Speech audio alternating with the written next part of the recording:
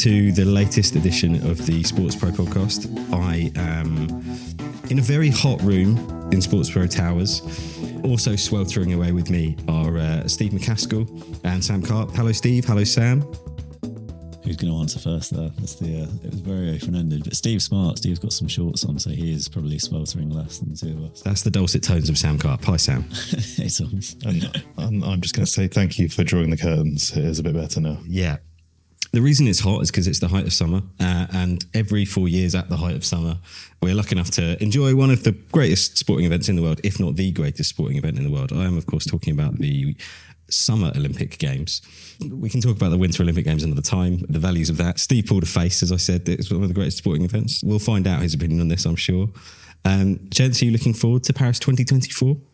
Yeah, I am. I'm going, so very much looking forward to it. But yeah, I think after you mentioned there, every 4 years, I guess this is 3 years on from the last one because the last Summer Olympics got postponed. And obviously, while it was good that it went ahead, I think everyone would probably agree that it wasn't quite what we've come to know the Olympics as, which is, lots of, it's very vibrant, lots of different cultures coming together, lots of sport you probably otherwise wouldn't usually watch, full stadiums, all that kind of thing. So yeah, I'm looking forward to the games returning in their full glory.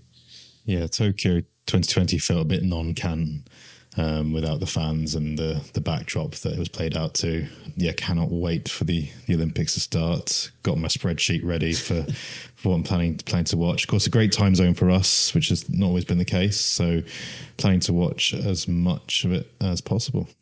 Yeah, I'm a big fan. There are bits of it that I'm not a big fan of, but we can come on to that later on. I'm a big fan of most of it, I should stress. I'm just not a big fan of some of it. But we can come on to talk about that in a little while. Right, where I wanted to start, though, is there is some news that I think is probably worth addressing. The big one that caught my attention over the weekend was that there are still unsold tickets for this event. So the levels of popularity isn't equal across all events. Sam, did you see this story? Yeah, so I think it was first in the Times that there's about 500,000 to 600,000 tickets that remain available for the event, which, as you say, is kind of feels like quite a big number.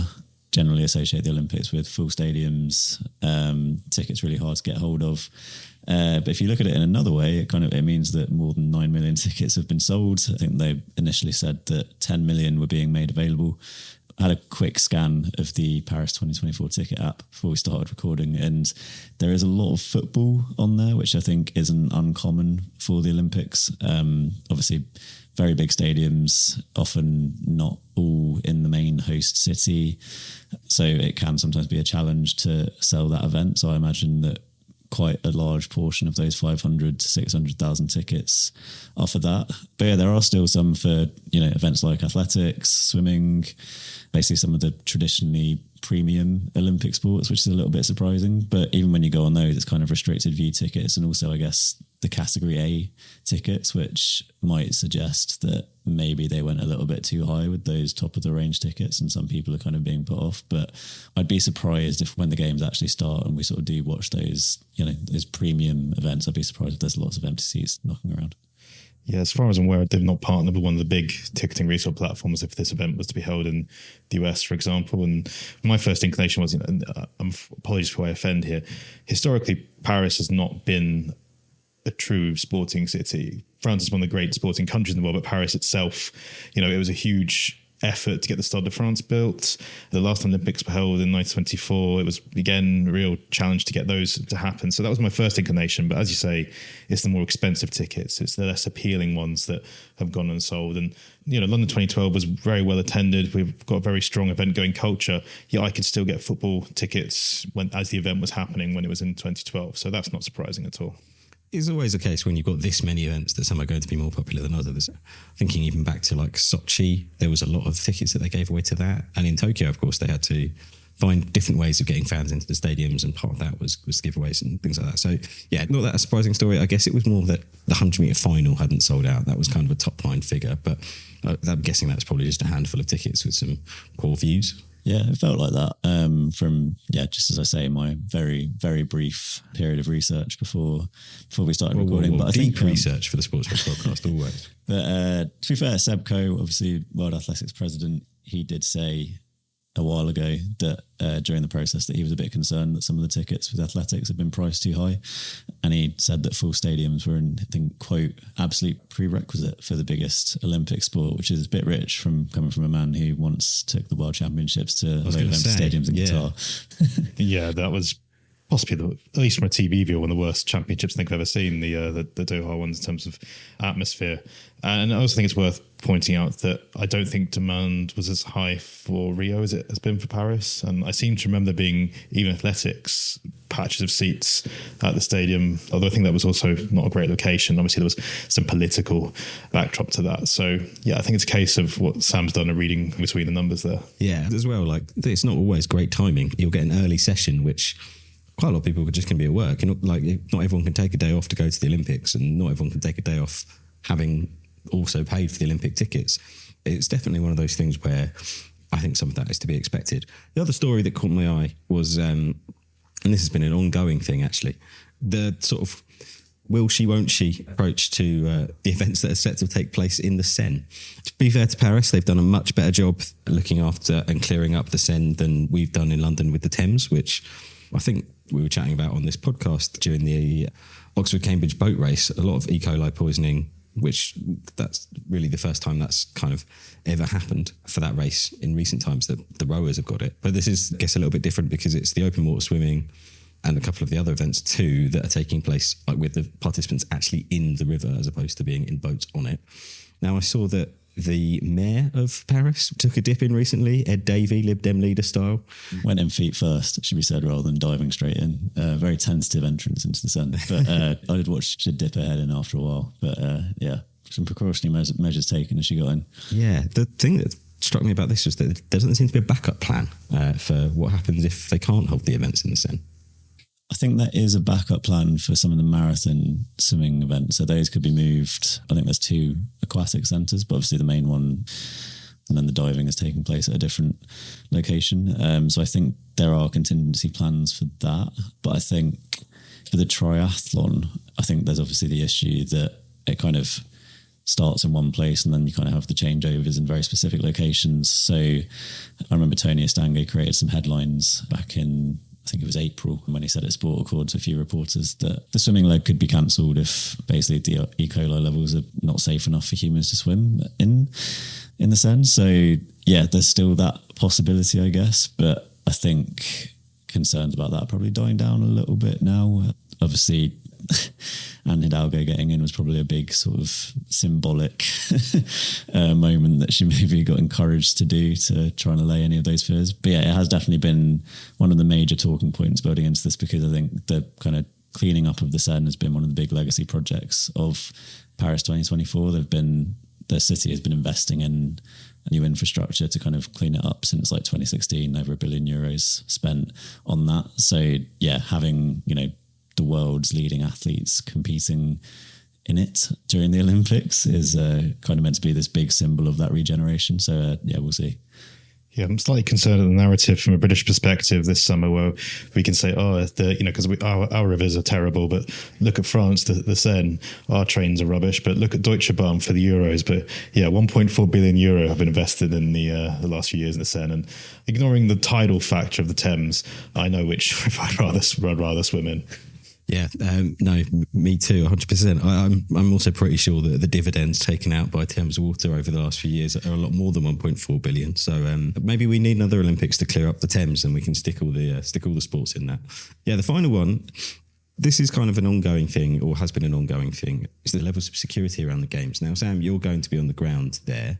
You're not going to be there for the opening ceremony, but they've roped off and barricaded up whole sections around the Seine where that's going to take place, right? I was reading this morning, actually, that basically at this point, big areas surrounding the Seine have been locked down already. Only those with a Games Pass QR code on their phone or Olympic accreditation are allowed to cross certain parts of the river, which means basically pedestrians are being turned away and have to find another route, and we're speaking about this, a week in the week of the opening ceremony, but still quite a few days out. So I think that kind of speaks to the ambition of the opening ceremony. Obviously, it's the first time that it's taken place down a river, and it's a moving opening ceremony rather than taking place in a stadium as it typically would. they've reduced the capacity. I think it was initially meant to be about 600,000 spectators. It's now down to 300,000. But even with that, there's 45,000 security personnel being deployed for it. So yeah, like a really, really ambitious opening ceremony. I think they probably were a little bit too ambitious in the first instance about, you know, the fact that I think it's taking place along 6 kilometres of river, and, you know, managing crowds and securing an area that vast perhaps was too big a challenge. So that's probably why they've scaled it back a little bit. But if they can pull it off, because obviously they've not really been able to rehearse on the Seine, otherwise people would have been taking pictures and sharing footage on social media. But if they are able to pull it off, and I'm sure it will still be pretty impressive. I was going to say, the people went to the dress rehearsals for London 2012, which was directed by Danny Boyle. They're told to not share images on social media and protect the magic. I cannot imagine that happening in 2024 at all. So I think it'd be a bit harder. But Tom, I know you're a fan of the Tour de France and the aerial shots of the chateau as you go down the French countryside. It's going to be great for viewpoints of Paris. I'm sure it's going to be spectacular. But everything Sam's just said there, the security, I would not want to be involved in that operation. It must be significant. But also, I think it might be quite tricky as a resident of Paris right now. With every Olympics that the IOC take over, and there are certain, I remember the consternation of London drivers when certain lanes were shut down and reserved for IOC only transport and stuff like that. But that's also happening in Paris, which is another city which has perennial transport issues in terms of people getting around. I've seen a few complaints already from Parisians on this, unsurprisingly maybe. Well, lots of them are sticking their flats on Airbnb, so it's fine. That's an Olympic sponsor, so everyone's happy about that. Yeah. I was going to say, most Parisians leave in the summer anyway. They've got to put extra transport on for the Olympics because usually everyone departs for the country. So I'm not sure it's quite as big a thing as it would have been in London, even though the problems are probably the same. Okay, that's the news covered off. Let's then get into some of the things that we are focusing on at SportsPro and individually at this Olympics. Now, Sam, what's caught your attention? What are you going to be most focused on whilst you're on the ground in Paris? I'm going to be looking out for a lot of the sponsor activations for sure, because it does feel like there's a little bit more positivity about these games than there have in previous editions, or it's at least kind of a friendlier marketing environment to go big for brands. I'm not sort of saying it's free of controversy or anything like that. I mean, France has just held an election and there's a lot of political upheaval there at the moment. And then you've also got the conflict in Gaza, Russia, Ukraine. There is still a very significant political backdrop to this event. But just from speaking to people, it does feel like sponsors are preparing to kind of go big again on the Olympics. So being there, I'm quite excited to see the activations that are happening on the ground. Beyond that, I'm definitely keeping an eye on fashion, which was always, I think, going to be deeply interwoven into these Olympics, given that, you know, it's taking place in a destination renowned for its elegance, style, luxury, those kind of things. LVMH is a premium partner of the event, so you're going to see... That's not the top tier, is it? That's just the one down. It's the top tier for the local domestic partnerships. It's obviously the global top partnerships, which are agreed by the IOC. But yeah, they're a top tier sponsor at the national level. So you're going to see the likes of Louis Vuitton and Dior integrated into the event. But then I think it's also going to be interesting because you'll get some of their rivals trying to kind of steal their thunder a little bit with some of their outfits. You'll have like Ralph Lauren for Team USA, for example, Emporio Armani for the Italian team. But then you'll also have kind of a few more niche brands maybe who might come to the fore, and it's a really good opportunity for them to boost their visibility by kind of, you know, producing kits that go viral. And I think one of them that already has over the weekend, I don't know if either of you saw, was the Mongolia kit. I've not seen Mongolia. I saw South Sudan. Their Nike collaboration for those kits was really, really top drawer. What was the Mongolia one? So it's made by a homegrown label, so not as well known as Nike. And I'm not going to try and describe the kit. I just encourage people to Google Mongolia Olympic uniform right now, because there was a load of buzz created over the weekend, and quite a few people have already decided they've won the gold medal in team uniforms. So yeah, I think that's kind of an interesting element about this Olympics. And, you know, with that more broadly, I think it's going to be an Olympics of luxury, really. Like, you're going to have that sort of premium element with the fashion brands, but also celebrities. I think you're going to see a lot of celebrities popping up who just want to be seen in Paris during an Olympics. So yeah, from a kind of marketing perspective, those are some of the things that I'm going to be keeping an eye on. Oh, I've also seen Rihanna, obviously an LVMH brand, Fenty. That was an announcement made over the weekend, which has got a little bit of attention. Yeah, case in point, again, just kind of speaks to the fact that, you know, celebrities, I think, will want to be involved with this event. The same way that you sort of saw a few years ago with like a Super Bowl in LA, for example. It's kind of an Olympics in Paris feels very premium, and it's going to be a place where you're going to see a lot of A-listers, I think. For sure. We've trailed this a couple of times already, but you're going to be out there on the ground, and across SportsPro channels, we're going to be producing a fair amount of Olympics content. But what's the new bits that we're adding? From a podcast perspective, basically the aim is to bring you 4 additional podcasts from out in Paris, a mix of my hot takes on some of the major news and developments that are breaking out in France while I'm there, alongside some clips from interviews that I'll be doing. The idea is that these won't be full-blown episodes of the SportsPro podcast, but kind of like quick bite-sized episodes, about 10 minutes in length, that's just going to keep everyone up to date. And yeah, hopefully bring the listeners inside a little bit of what it's like to be covering an Olympics, which I'm also going to be learning about for the first time. So, yeah, please bear with. I'm sure by the 4th episode, I'll have got the hang of it. But yeah, also a good opportunity to say as well, I guess, that if anyone is out in Paris and wants to chat, drop me a note, Twitter, LinkedIn, email, I'm all ears. Yeah, these will be these Olympic briefings. You'll see them, as Sam said, 4 of them during the Olympics, Tuesdays, Fridays, less than 10 minutes in length is the plan, to save me a long edit job.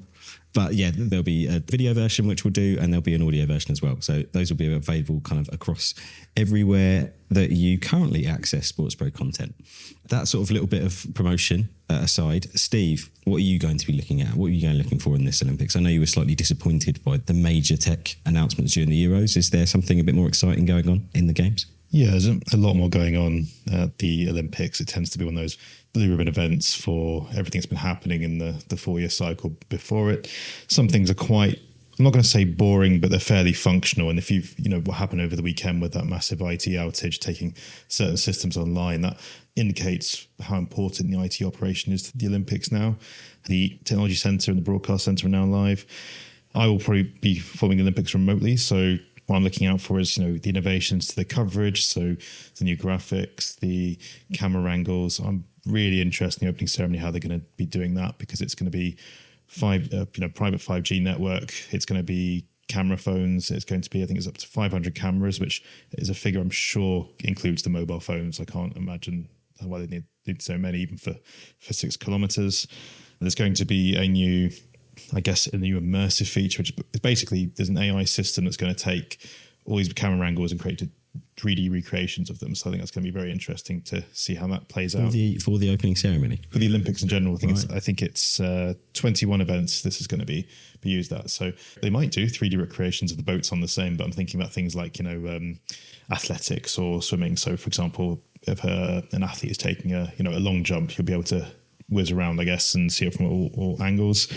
There's going to be some streaming features in Europe and the US. There's a lot of sport going on. I think it's 3,800 hours is going to be produced. You can't possibly watch all that. So there'll be apps telling you which moments to go, notifications to switch between different streams. And your spreadsheet, of course. And my spreadsheet. Yeah, I predated this by several Olympics, although this is far more automated, I suppose. The app will be essential for everyone at home and at the event. My biggest disappointment is there's no official video game, and I'm not counting the free-to-play casual microtransaction-based thing they've released for mobile. That's not an Olympic video game. There's not even a Mario and Sonic at the Olympic Games, which is a massive deal in my household. So yeah, that's the only blot in its copybook, but I'll be interested in seeing everything else that they have to offer.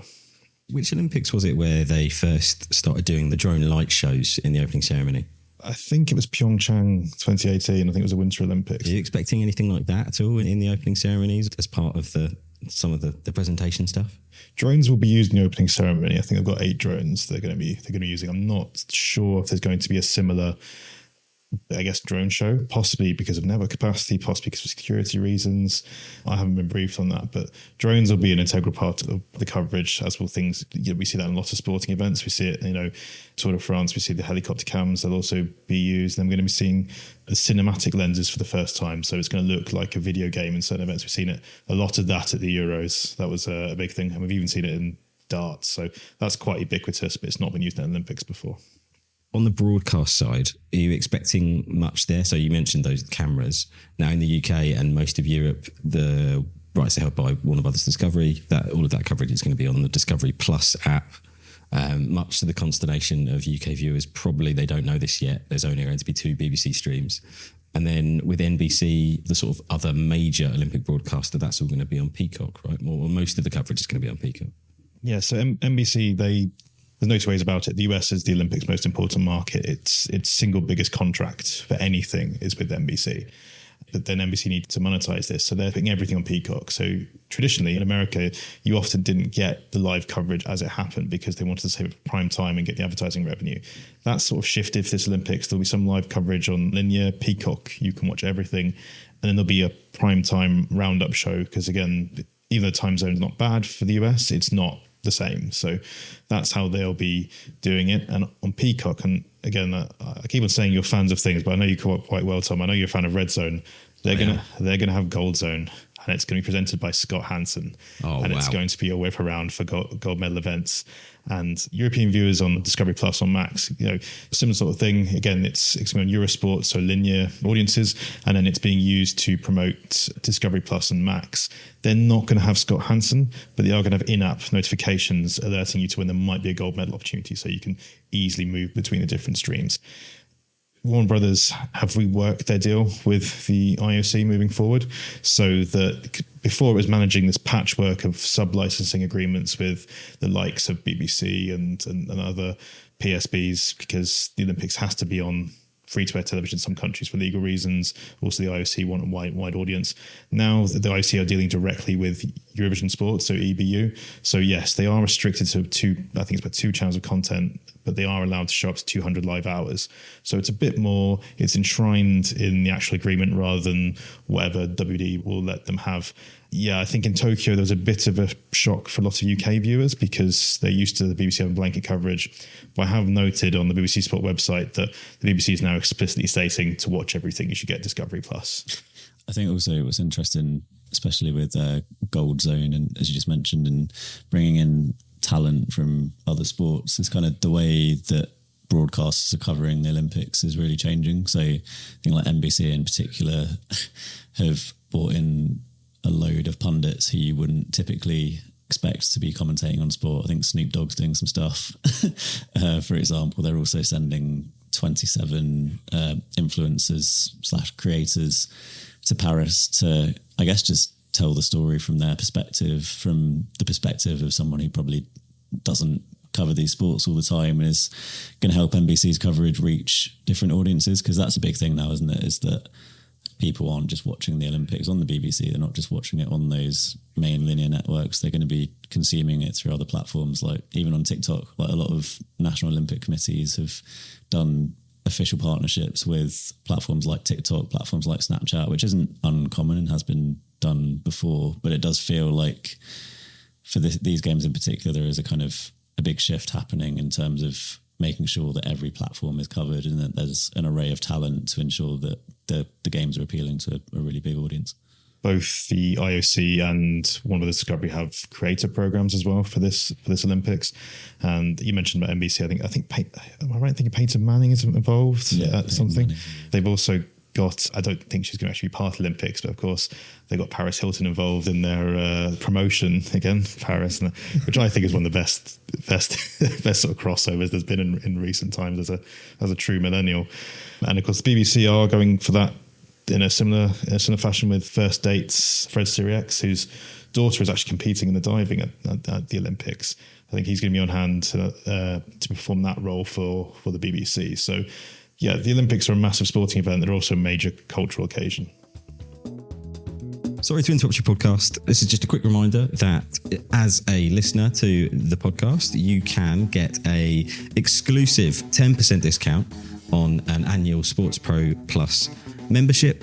If you're not yet a SportsPro Plus member, I implore you to go and sign up. It's our subscription product. It's packed full of extremely important and very useful features, inclusive but not limited to our media hub, which features things like market spotlights, media rights trackers, quarterly deal analysis, all of our extensively researched and wonderfully produced commercial guides, SportsPro Plus readers also get access to our in-depth analysis of the biggest news in the sports industry. And as I said, SportsPro podcast listeners can get an exclusive 10% discount now. That is if you use the code podcast10 at checkout. Terms and conditions apply, and that is for an annual subscription only. Thank you very much, and let's return to our regularly scheduled listening. Good stuff. I think we should, in the name of time, move on a little bit.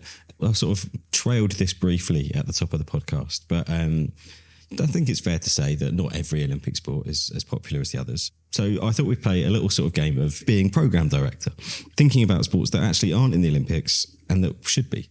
I'm hoping each of you gents have prepared at least one of these each. Who wants to stick their hand up first and make a bid for a place on my Paris 2024 sports schedule? I'll go to Telesport. I think most people right now are expecting me to say darts or something like that, but I've got a serious answer. Although I did look at the 1900 Paris Olympics for comedy events, and there are plenty. Angling, for example, I think fishing. That'd be great, actually, with the graphics. But anyway, I digress. Well, you could get Bobby's Moore in for that as well, which would be fantastic. Jimmy Bullard. Yeah, the Team GB representatives would be great, just be full of ex-footballers. I was worried that'd be too British focused as well. But I've gone for netball. I think it's a sport with a global footprint. The Olympics would be the pinnacle of the sport. In terms of venues, it doesn't need any real specialised venues because it takes place in arenas. It would be great to have a sport added to the Olympic programme where the women's game is the predominant version of the sport. Of course, for quality reasons, you would have to have a men's event as well. But you could even have a mixed event on that one. You could have mixed as well. Again, like I said, it's a global sport. It's got strong representation in certain countries that perhaps aren't represented by the Olympics at present. So Malawi and obviously Uganda have a distance running heritage, but they are competitive nations. Jamaica, and obviously you've got the big countries like Great Britain, Australia, New Zealand, South Africa. So I think it would expand the game. Yes, you probably have to find a few extra arenas, but it could easily go wherever basketball, handball, an exhibition centre would all be required. And I think it would be, as I said, really good for a women's led sport to be included in the Olympics. Oh, that's a good pitch, that, Steve. Sam, what have you got? Well, I thought I'd come back on Steve's first. I think it's a good shout. It's weird, isn't it, that we're talking about potentially not letting a sport in because it's too heavily weighted towards the women's side. But I think that's kind of one of the big things that does prevent it getting involved at the moment. I actually spoke to World Netball's president a few months ago. She said as much. She basically said, we need to kind of develop the men's side of things before we get Olympic inclusion. But I think once that happens, then there's absolutely no reason why it shouldn't. And I think also given the uncertainty around the Commonwealth Games at the moment, which is such a big platform for netball as well, I think joining the Olympics would be kind of a really big positive for that sport. No, true. All right, well, what is your sport then, Sam? The sport I would be adding, and I'm sure lots of people are shouting the name of this sport while listening to this podcast, is paddle. You've rolled your eyes there, Tom. Don't know why, probably because that was going to be your shout. But it's my sport I'm never letting in the Olympics. Really? Well, you can tell me why in a sec. But I think there's obviously a ton of momentum behind paddle at the moment, often described as one of the fastest growing sports. This is all according to the International Paddle Federation website, but it's got 25 million active players across over 130 countries, 71 national federations, particularly strong in Spain, but also markets like Mexico, Argentina, Italy, I believe, growing in the US, here in the UK, Germany, Australia. So it's really developing that global footprint. There's a growing pool of cash coming into the sport from investors, sponsors are getting involved, broadcast deals are starting to happen, greater professionalisation as well with things like Premier Paddle, events like the Hexagon Cup, lots of celebrity interest as well, which is helping to grow the profile. And it also kind of meets that need of gender equality that I was talking about. I was reading that it's 38% female at recreational level, which I think is probably a lot higher than a lot of sports that are already part of the Olympics. So lots of momentum behind it, lots of investment, a growing participation base, greater professionalisation. So for me, I think that, Paris 2024 would probably be too soon. And LA 28 has already decided its programme. But if you're looking beyond that, I wouldn't be surprised if paddle joins at some point. So my issue with paddle is that if you've ever actually watched it, it's just not great. Like, it's not a great spectator sport. Fit right in then. Well, I mean, that's the thing. So we will come on to this in a second. But like, my pushback on paddle as a thing is that there is a lot of momentum around, but it is a hype. It's like for me, it's a participation sport rather than a viewing sport. And the Olympics is full of. It's got lots of participation sports that aren't great viewing sports. Yeah, it's very splashy. I think it's very popular at the moment. It's grown very quickly, as you said. I just don't think it's got that. It's got a lot of talk around it, and as you said, a lot of investor interest coming into it. I think that's because of the participation element. I'm just not sure it's a great spectator sport. Yeah, I'd want to see some of this short-term momentum be translated to long-term, I guess, commercial progress, and also show there is spectator appeal. As you say, it's, it requires equipment. It's also a new sport that people can buy into. So that's perhaps where a lot of the investments come from at present. But then again, I suppose, I've always been a proponent for squash to be included in the Olympics, which is happening in LA 28. I guess that'd be perhaps a similar argument. And squash has done a lot to try and make itself more appealing to spectators. It's really, really struggled, and it's finally got some innovation on that side. So yeah, I think it's probably, I think it's 10 years at least too soon for paddle to be included. Now, I'm going to give my answer, but before I do that, I'm going to tell you what I'm taking out of the Olympics, which you guys are going to have to do as well. But so I'm taking out weightlifting for the reason that weightlifting is, again, really boring to watch. Someone comes onto a stage, they attempt to lift something up, they either can or can't do it, and then they move on to the next thing. It's done in isolation. I can't imagine it's a big ticket sales item, and even if it is, it's in a really small arena. And the reason why I'm going to take out weightlifting is because I'm going to place it with Weightlifting Plus, which is essentially World's Strongest Man. Now, World's Strongest Man is multidiscipline. It's a little bit like a decathlon or heptathlon, where there's several different events that go into it. But essentially, it's the same core skills. Heavy things getting moved by big people. But it's designed to be a spectator sport. And I think that's one of the things about the Olympics that, as it's sort of progressed in recent years, we're seeing sports brought in that provide greater spectator value, because some of those sports that have traditionally been part of the programme really aren't doing that anymore. So I realise this is a slightly tongue-in-cheek suggestion, but the reason I went for it is to capture audiences in a way that the Olympics has been slipping on recently. So things like sport climbing that were brought into it, BMX, skateboarding, great spectator sports, look really good on TV. People get wowed by the tricks and the athleticism and stuff like that. And World's Strongest Man has that in absolute buckets. You get characters, you get dramatic looking events, people pulling planes, people pulling cars, lifting up big boulders. It's quite emotive. It harks back to sort of like, aside from the plane element, I guess, like the Greek Olympiad of just lifting up big stuff. And the competitors look like physical gods. They're huge. It's great. I think it'd be great TV, and that is why on my Olympic programme, I'm replacing weightlifting with World's Strongest Man. Steve McCaskill, thoughts? Will there also be a World's Strongest Woman as well? Yes, of course. Yeah. Just a World's Strongest person, but obviously God's in each category. Can I just say, I think it's great that we've had this conversation and I've got two serious answers and I'll not create the joke answer for once. I think there is a case for some sports, even if they aren't big spectator draws, to be included because of the prominence or the, I guess it's a combination tradition. You've got the core Olympic sports. You've also got sports where the Olympics is the pinnacle of that. And, there are classical disciplines, I suppose. And I get that we trying to reinvent it. I mean, I love World's Strongest Man.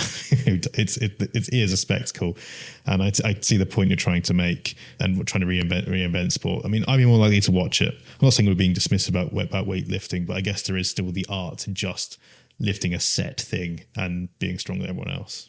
Yeah, I think World's Strongest Man as well. So you're going to run into some IP issues, surely, as well. It's quite surely, but yeah, it's a commercial entity. Yeah. How are you going to get around that, mate? What's your plan there? Well, we'll just call it the strongman competition. And the ultimate thing of just lifting up heavy stuff and putting them in different places is like, it's really hard you can't really trademark that, I'm afraid. Pulling a plane is not something that you can really go to court about, I don't think. That's not been licensed officially by World's Strongest Man. I do suppose there'll be some exceptional commercial opportunities for members of the top program, particularly if you get an automotive partner, or the airline partner. There you go. Just more ways to bring the brand into the games. Right. As I said, because we're putting in 3 new sports, we have to take out. I've taken out weightlifting. What are you guys taking out? I'm taking out tennis. I don't see the point of tennis at the Olympics. It spent most of Olympics history, tennis has not been an event. It was in the early years, which is fine because, you know, we're so far away from the open era at that point. Why wouldn't you include it? I think apart from the 1960s, it wasn't back until the mid-1980s. It's not the pinnacle of the sport. I know it's nice to have. I know it was great when Andy Murray won his 2 golds for Great Britain. I know Federer really wanted the gold to complete his career, but I'm sure he is just as happy with all the Grand Slam titles he's won. It's also a huge venue burden. Like, you've got to create a tennis centre to support this, or you've got to find a lot of exhibition space. And, you know, look at Athens in 2004. They had to build a tennis centre. I mean, they also built a baseball and softball centre. So, you know, maybe that one's on them. But it's just a lot of space, a lot of resources for something that I don't think the sport needs. And I don't think Olympics needs it either. I think, yeah, I'd happily get rid of tennis to make way for paddle as well. Obviously, my sport, one racket sport for another, easy switch. But I think also it's kind of weird as well, just from a sort of pure aesthetic point of view. There's certain sports and athletes in certain sports who look weird. It doesn't look right where they're being awarded with a medal rather than a trophy. And I put tennis in that bracket, like seeing like, well, I don't know who's going to be this time, but like say, yeah, like Nadal, when he used to have like, or Serena Williams, like having the gold medal around their neck rather than Andy Murray, multiple gold medal winner in the Olympics. Yeah, whatever. I'm talking about the big names here. Anyway, so I'm talking, getting all flustered. But yeah, I just think it looks a bit weirder in some sports, like having a medal instead of a trophy, and for that reason, that's probably why I'd kick tennis up. I mean, I don't agree, mostly because Andy Murray's 2 gold medals mean a lot to me personally. But I also think that tennis has become more of an Olympic sport. I think that like the big players have really taken to it more in the last, I don't know, 20 years or so. And it does mean a lot to him. I know that Andy Murray, the gold medal at London 2012 meant a lot to him. He won it at Wimbledon, of course. So you don't always have that issue of having to create a tennis centre. France, you don't. You've got the Roland Garros there. I do understand it is a burden in that way, but you've also got to think of it. It has become part of tennis law. There is the Golden Slam, which includes the gold medal. And Rafa Nadal basically took off Wimbledon this year in order to make sure that he could play on the clay. He's going to be playing doubles with Carlos Alcaraz. There's not too many times you're going to see that, where the big stars team up together for their country. Davis Cup being one. I'd be reluctant to move tennis. I mean, we're going to have to because Steve wants to put in netball, but I think there is a case for tennis at the Summer Games. I think also though, like when it feels like the Olympics are trending towards shorter, sharper formats of like certain things. So it's like, you know, what's the shorter, sharper format of tennis? Like you're looking 3-set tennis. You're looking at things like, and you're looking at like other things like squash and even paddle to kind of come in and take its place. And I think that's kind of the direction of the movement at the moment. Not necessarily saying that's what's going to happen, but I think that kind of feeds into it as well. The one thing I'd also add to that is in LA 28, the Olympics is going to be, I think, a couple of weeks earlier, which is going to play havoc with the tennis season. This year, there's a few competitors who have withdrawn from the tournament because they have to shift from clay to grass to hard and then back to clay again. So I think Ons Jabeur is not playing in the Olympics. So it just feels incredibly out of sync with the rest of the calendar. But I will take your point that I think it does mean more now. And I think a lot of that is actually because of Andy Murray in 2012 winning at Wimbledon. I think that gave it quite a bit of meaning in a way that perhaps hasn't had before. And I know a lot of players from countries that don't have Grand Slam tournaments see it as a way to take a big tournament around the world. So yeah, there are arguments for it, but I think everything else fundamentally outweighs it. Sam, what are you taking out of the Olympic sporting programme? Football. Get rid of it. Take football away from the Olympics. We've already spoken about the issues with selling tickets, which, as I said, isn't exclusive to Paris. It seems to happen at pretty much every edition of the Games. You obviously get to see some up-and-coming talent, but you don't get the best players. You don't get sort of all the top nations competing, and it's just not the pinnacle football tournament. And I don't think it's treated as a pinnacle, generally by the wider football community. I don't know. I think previously it was, you could have argued that it served more of a purpose maybe for the women's game when FIFA and UEFA weren't taking their own women's competition seriously enough. But now that you have investment going into the FIFA World Cup, into the Euros, I think the case for it in that sense kind of dwindles a little bit as well. even though obviously it's still like a really big platform for female athletes, the Olympics, and obviously it's a big exposure play for women's football in that sense. But yeah, I think similar to sort of tennis, I think it's one of the few sports left in the Olympics where, yeah, it's not a pinnacle event. It's not kind of something that seasons are built around, or that the competing nations are regularly working towards, unless you're hosting it. That's when you kind of launch a team and then you try and win it. You were just thinking about GB 2012 here, GB which, did, yeah. But one of the great pub quiz questions. But yeah, I think that's kind of, a few reasons there why I'd get rid of it. And yeah, I mean, if you wanted to keep some form of football in there, like do what we were just saying, bring in a shorter format, bring in, try five-a-side, do futsal, do something else. But, don't keep hosting it for the sake of hosting it, because it feels like it's just, every time it is in there, it feels like it's sandwiched in there because it's football, because it is the global game. It just feels like it's part of the Olympics because it has to be, not because it sort of deserves to be, sort of thing. I think I would still have football in for a couple of reasons. I think one is it is the world's game and therefore it should be at the Olympics. The other is I think it takes the tournament around the host country and helps more people see, or at least get a taste of what the Olympics is like. I know it's still football, but it does take it around. You become an Olympic host city, you get the branding. Maybe you just need to rethink about what kind of venues you use. So you don't need to have 60, 50,000 seater stadiums for group stage matches where there's going to be limited local demand. You can make it boutique-y. I mean, futsal one way of doing it, one way of perhaps making it different, but it's probably not going to have the same appeal. I don't know whether you apply, don't just take the youth concept, but make it all entirely amateur or something like that. But again, got the same issues. And I still think it is a big deal in the women's game. I think, even though, as you say, the World Cup ecosystem, the national ecosystem is so much more developed than it was even 10 years ago. I still think, even the fact that Great Britain made an exception to not participating in Olympic football to let the women try and qualify, I think suggests that. Well, you did have the awkward situation of GB trying to qualify this time, with England needing to score, I can't remember how many goals it was, maybe like 9 against Scotland. So it would have been in Scotland's interest, essentially, to a degree, to lose quite heavily to England in order to qualify. I think that England won 6-0, fell short. But yeah, it's hard to argue for football, I think. As you said, it's not the pinnacle of the sport. In the women's game, I think it will become increasingly less relevant than it was before. I guess the only thing that you would say is that the South American countries really do take it quite seriously. And the under 23s football is a much bigger deal in those South American nations. It always seems to mean a lot. Like Neymar's played in it, Messi's played in it. It is more important to those countries. That's not a great reason to keep it in, but I think that is a debate that will probably come up again at some point.